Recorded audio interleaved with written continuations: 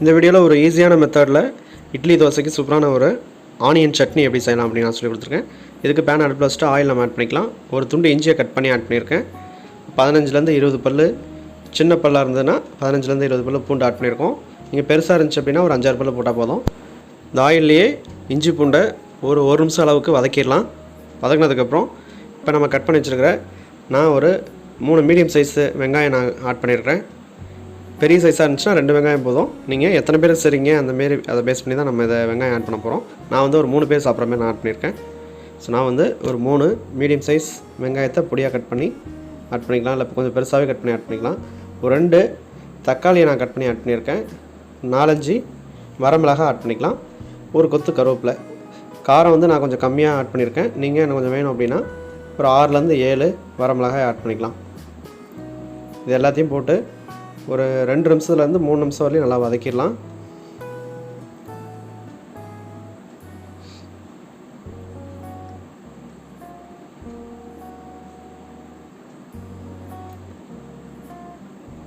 இப்போ ஓரளவுக்கு நல்லா வதக்கியாச்சு.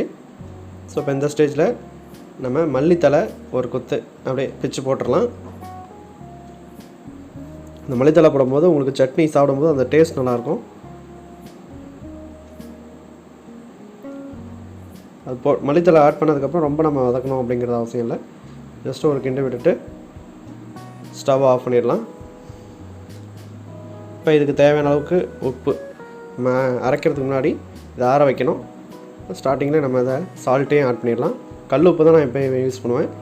ஏன்னா தூள் உப்பு விட கல் உப்பு கொஞ்சம் நல்லாயிருக்கும். இப்போ நம்ம ஸ்டார்டிங்கில் இந்த மிளகா ஆட் பண்ணும்போது காம்போடு தான் ஆட் பண்ணியிருந்தோம். இப்போ அந்த காம்பை ரிமூவ் பண்ணிடலாம். காம்பை ரிமூவ் பண்ணிட்டு ஆட் பண்ணோம் அப்படின்னா மிளகாவோட அந்த சாஃப்ட்னஸ் வந்து ரொம்ப சாஃப்டாகிடும்.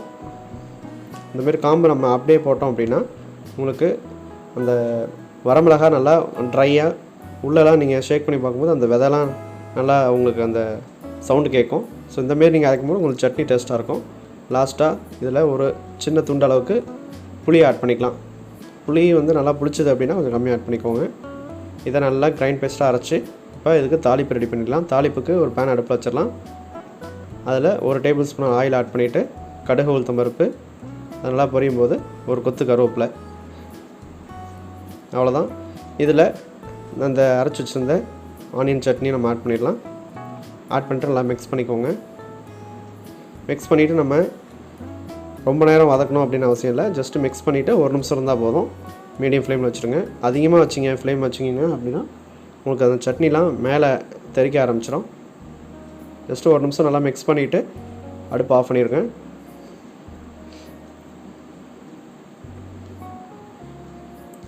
அவ்வளோதான். சூப்பரான டேஸ்ட்டில் ஆனியன் சட்னி வந்து ரெடி பண்ணியிருக்கோம்.